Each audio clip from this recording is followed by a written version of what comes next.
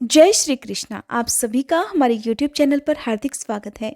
इससे पहले की वीडियो को प्यार देने के लिए और कमेंट करने के लिए आप सभी का बहुत बहुत धन्यवाद। इससे पहले के अध्याय में आपने जाना था कि किस प्रकार भगवान श्री कृष्ण ने कालिया नाग का दमन किया था, किस प्रकार कालिया नाग को उन्होंने रमणक द्वीप पर वापस भेजा था। लेकिन इससे पहले रमणक द्वीप पर ही कालिया नाग रहता तो था, लेकिन वो यमुना जी में कैसे आया, इसका वृतांत आज के इस अध्याय में आप रसपान करने वाले हैं। नारद जी ने पूछा, हे जगत गुरु, अपने पहले के उत्तम भवन को छोड़कर कालिया यमुना तट को क्यों चला गया था? इसका रहस्य भी मुझे बताइए। तब भगवान श्री नारायण ने कहा, हे नारद सुनो, मैं उस प्राचीन इतिहास का वर्णन कर रहा हूँ जिसे मैंने सूर्य ग्रहण के समय मलयाचल पर सुप्रभा नदी के पश्चिम किनारे श्री कृष्ण कथा के प्रसंग में अपने पिता धर्म के मुख से सुना था। पुलह ने धर्म से अपना संदेह पूछा था। तब कृपा निधान धर्म ने मुनियों की सभा में इस आश्चर्यमय आख्यान को सुनाया था। नारद, वही मैंने इसे सुना था, इसलिए कहता हूँ, सुनो।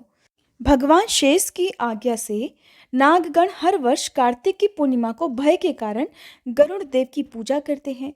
पुष्प, धूप, दीप, नैवेद्य और तरह तरह की उपहार सामग्री अर्पित करके प्रसन्नता से उनकी पूजा आराधना करते हैं। महातीर्थ पुष्कर में भक्तिपूर्वक भली भांति स्नान करके कालिया ने अहंकारवश उक्त तिथि को गरुड़ की पूजा नहीं की। नागों द्वारा जो पूजा की सामग्री एकत्र की गई थी उसे कालिया नाग बलपूर्वक खाने को तत्पर हो गया। तब सभी नाग उस मदमत्त कालिया को रोकने लगे और उसे नीति की बात बताने लगे कि ऐसा करना उचित नहीं है। जब किसी भी तरह वे कालिया को रोकने में समर्थ नहीं हो सके, तब सहसा वहां पक्षीराज गरुड़ प्रकट हो गए। मुने, गरुड़ को आया देखकर नागगण कालिया के प्राणों की रक्षा करने के लिए जब तक सूर्योदय नहीं हुआ तब तक पूरी शक्ति लगाकर उनके साथ युद्ध करते रहे। अंत में पक्षीराज के तेज से उद्विग्न होकर वे सब के सब भाग खड़े हुए और सबके अभयदाता भगवान अनंत की शरण में पहुंच गए। नागों को भागते देखकर करुणा निधान कालिया वहां निशंक भाव से खड़ा रहा। उसने गरुड़ की ओर देखा और श्रीहरि के चरण कमलों का चिंतन करके गरुड़ के साथ युद्ध आरंभ कर दिया। एक मुहूर्त तक उन दोनों में अत्यंत भयानक युद्ध हुआ। अंत में गरुड़ के तेज से नागराज कालिया को पराजित होना पड़ा। फिर तो वह भागा और यमुना जी के उसी कुंड में चला गया जहां सौभरी के श्राप से पक्षीराज गरुड़ कभी नहीं जा सकते थे। गरुड़ के भय से नाग वहीं रहने लगा। पीछे से उसके परिवार के बाकी सदस्य भी वहीं चले गए। नारद जी ने पूछा, भगवान, गरुड़ को सौभरी का श्राप कैसे प्राप्त हुआ? भगवान के वाहन होकर भी गरुड़ उस जगह पर क्यों नहीं जा सकते थे? तब भगवान नारायण बोले, उस कुंड में सौभरी मुनि 1 सहस्त्र दिव्य वर्षों तक तपस्या करके महासिद्ध होकर श्री कृष्ण के चरण कमलों का ध्यान करते थे। उन ध्यान परायण मुनि के समीप पक्षीराज गरुड़ यमुना जी के जल में और किनारे में ही अपने गणों के साथ प्रसन्नता पूर्वक निशंक विचरा करते थे। वे अपनी उत्कृष्ट इच्छा से प्रेरित होकर कभी पूंछ कभी पंख को ऊपर उठाकर मुनि के अगल बगल में उनकी बड़ी आनंद पूर्वक परिक्रमा करते हुए आते जाते थे। एक दिन उन्होंने परिवार सहित विशालकाय मीन को देखा। देखते ही देखते गरुड़ ने मुनीन्द्र के निकट से ही उस मीन अर्थात मछली को चोंच से पकड़ लिया। मछली को मुंह में दबाए जाते हुए गरुड़ को मुनि ने बड़ी क्रोधपूर्ण दृष्टि से देखा। मुनि की उस दृष्टि से गरुड़ कांप उठे और वह महामत्स्य उनकी चोंच से छूटकर पानी में गिर पड़ा। गरुड़ के डर से वह मछली मुनि के पास ठहर गई और उन्हीं की शरण में आ गई। जब गरुड़ पुनः उसे लेने को तत्पर हुए तब मुनि ने उनसे कहा। सौभरी बोले, पक्षीराज, मेरे पास से दूर हटो। मेरे सामने इस विशाल जीव को पकड़ लेने की तुम में क्या योग्यता है? तुम अपने आप को श्री कृष्ण का वाहन समझकर बहुत बड़ा मानने लगे हो। श्री कृष्ण तो तुम्हारे जैसे करोड़ों वाहन रच लेने की शक्ति रखते हैं। मैं तो अपनी भौहें टेढ़ी करके ही तुम्हें अभी और इसी वक्त भस्म कर सकता हूँ। तुम परमेश्वर के वाहन हो तो क्या हुआ, हम लोग तुम्हारे दास तो नहीं हैं। पक्षीराज, अगर आज से कभी भी मेरे इस कुंड में आओगे तो मेरे शाप से उसी समय भस्म हो जाओगे, और ये अटल सत्य है। मुनि की बात सुनकर पक्षीराज विचलित हो गए। अब वे श्री कृष्ण के चरण कमलों का स्मरण करते हुए उन्हें प्रणाम करके वहां से चल दिए। हे विप्रवर नारद, तब से अब तक सदा ही उस कुंड का नाम सुनने मात्र से पक्षीराज को कपकपी आ जाती है। ये इतिहास जो धर्म के मुख से सुना गया था, मैंने तुमसे कहा। अब जिसका प्रकरण चल रहा है, श्री कृष्ण के उस श्रवण सुखद रहस्य युक्त और मंगलमय लीला चरित्र को सुनो।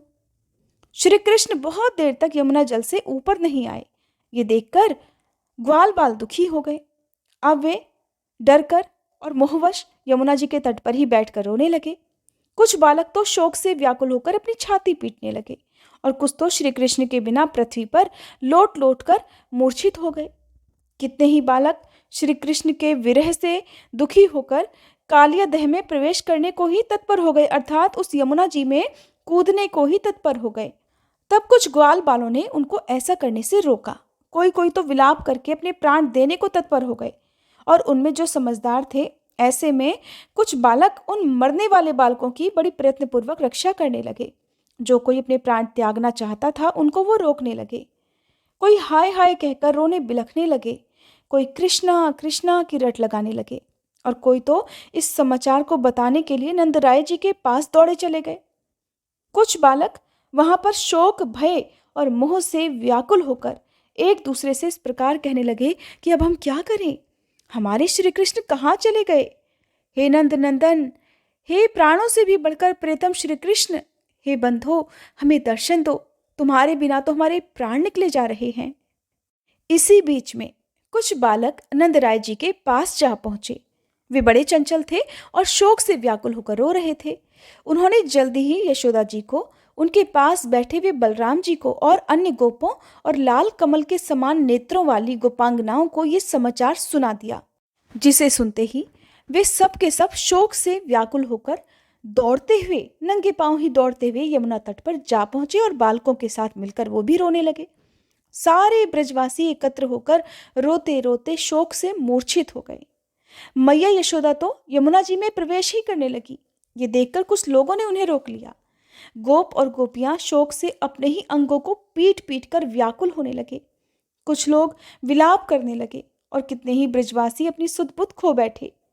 राधा जी भी यमुना जी के उस कुंड में घुसने लगी। ये देखकर कुछ स्त्रियों ने उन्हें दौड़कर रोक लिया। फिर तो वे शोक से मूर्छित हो गई और उस नदी के तट पर मरी हुई के समान पड़ गई। नंदराय जी अत्यंत विलाप करके बार बार मूर्छित होने लगे। कुछ होश आने पर वे फिर से रोते और फिर रो रो कर फिर से मूर्छित हो जाते।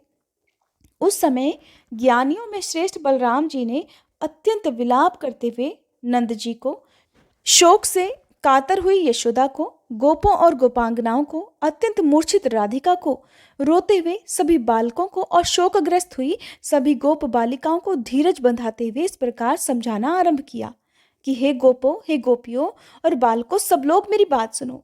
हे नंद बाबा, ज्ञान शिरोमणि गर्ग जी की बातों को याद करो, जो जगत का भार उठाने वाले शेष के भी आधारभूत हैं, संहारकारी शंकर जी के भी संहारक हैं और विधाता के भी विधाता हैं। उनकी इस भूतल पर भला किससे पराजय हो सकती है। श्री कृष्ण अणु से भी अणु और परम महान है। इनका कोई भी आदि, मध्य और अंत नहीं है। जब सारा ब्रह्मांड एकार्णव के जल में मगन हो जाता है, तब ये श्री कृष्ण जल में शयन करते हैं। उस समय इनकी नाभि से जो कमल पैदा होता है, उसी से ब्रह्मा जी का प्राकट्य होता है। जिन्हें एकार्णव के जल में भी भय नहीं है, उन्हीं परमेश्वर के लिए इस कालिया दह में विपत्ति की संभावना कितना महान अज्ञान है। पिताजी, अगर एक मच्छर सारे ब्रह्मांड को निगल जाने में समर्थ हो जाए, तो भी उन ब्रह्मांड नायक को वह सर्प कभी भी अपना शिकार नहीं बना सकता। ये मैंने परम उत्तम संपूर्ण आध्यात्मिक ज्ञान की बात कही है, और ये तो गूढ़ ज्ञान योगियों के लिए सार की वस्तु है। बलदेव जी की बात सुनकर और गर्ग जी के वचनों को याद करके फिर नंद जी ने शोक को त्याग दिया। फिर बाकी सभी लोगों का शोक भी जाता रहा। सबने बलदेव जी के इस प्रबोधन को ही मान लिया, लेकिन यशोदा जी और राधिका जी को इससे बिल्कुल भी संतोष नहीं हुआ। प्रियजन के विरह के विषय में मन किसी भी प्रकार के समझाने को मानता ही नहीं। जब तक कि प्रियजन का मिलन ना हो जाए, तब तक केवल समझाने बुझाने से मन को शांति मिल ही नहीं सकती।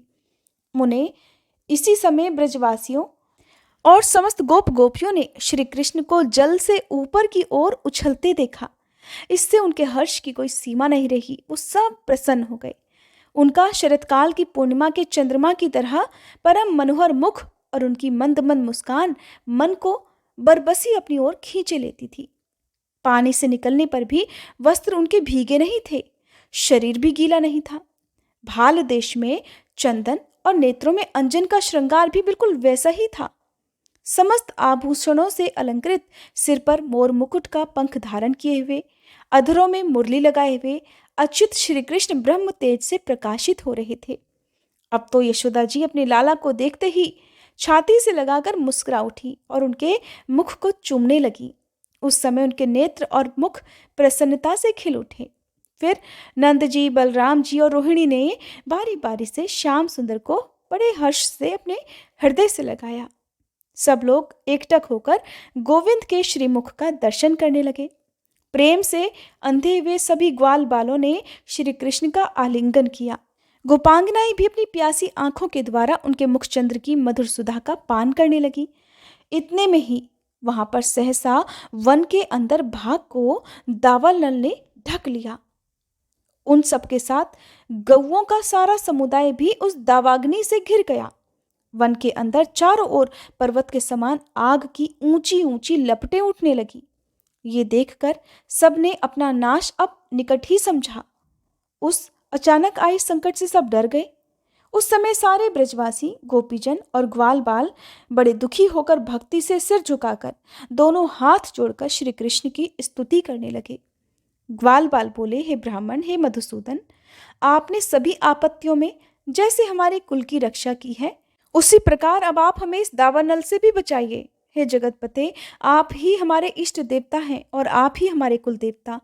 संसार की सृष्टि, पालन और संहार करने वाले भी आप ही हैं। अग्नि, वरुण, चंद्रमा, सूर्य, यम, कुबेर, वायु, ईशान आदि देवता, ब्रह्मा, शिव, शेष, धर्म, इंद्र, मुनीन्द्र, मनु, मानव, अन्य जो भी चराचर प्राणी हैं, वे सब के सब आपकी ही विभूतियां हैं। हे गोविंद, हमें अभय दीजिए और इस अग्नि का संहार कर दीजिए। हम आपकी शरण में हैं, हमारी रक्षा कीजिए। ऐसा कहकर वे सब लोग श्री कृष्ण के चरण कमलों का चिंतन करते हुए खड़े हो गए। श्री कृष्ण की अमृतमयी दृष्टि पड़ते ही वन के भीतर जल रहा दावानल भी दूर हो गया। अब तो वे सभी ग्वाल बाल मोद मगन होकर नाचने लगे। क्यों न हो, श्री कृष्ण के स्मरण मात्र से ही सारी विपत्तियां जो नष्ट हो जाती हैं। जो भी भक्त प्रातःकाल उठकर इस परम पुण्यमय स्तोत्र का पाठ करता है, उसे जन्म जन्म में कभी भी अग्नि से भय नहीं होता। शत्रुओं से घिर जाने पर, दावानल में आ जाने पर, भारी विपत्ति में पड़ने पर और प्राण संकट के समय इस स्तोत्र का पाठ करके मनुष्य सभी दुखों से मुक्त हो जाता है और इसमें संशय भी नहीं है। शत्रुओं की सेना क्षीण हो जाती है और वह मनुष्य युद्ध में सर्वत्र विजयी होता है। वह इस लोक में श्री हरि की भक्ति और अंत में उनके दास से सुख को अवश्य ही पा लेता है। भगवान श्री नारायण कहते हैं, हे नारद सुनो, दावानल से उन सब का उद्धार करके श्री कृष्ण फिर उन सब के साथ अपने घर में चले गए। वहां नंद जी ने बड़े आनंद से ब्राह्मणों को प्रचुर धन का दान किया और ज्ञाति वर्ग के लोगों और भाई बंधुओं को बड़े प्रेम से स्वादिष्ट भोजन कराया। तरह तरह का मंगल कृत्य और श्री हरि नाम संकीर्तन कराया। ब्राह्मणों द्वारा बड़ी प्रसन्नता से वेद पाठ करवाया। इस प्रकार वृंदावन के घर घर में वे सब गोप श्री कृष्ण के चरण कमलों के चिंतन में अपने मन को एकाग्र करके आनंद से रहने लगे। श्री हरि का ये मंगलमय चरित्र कहा गया। जय श्री कृष्ण। आज का अध्याय समाप्त हुआ।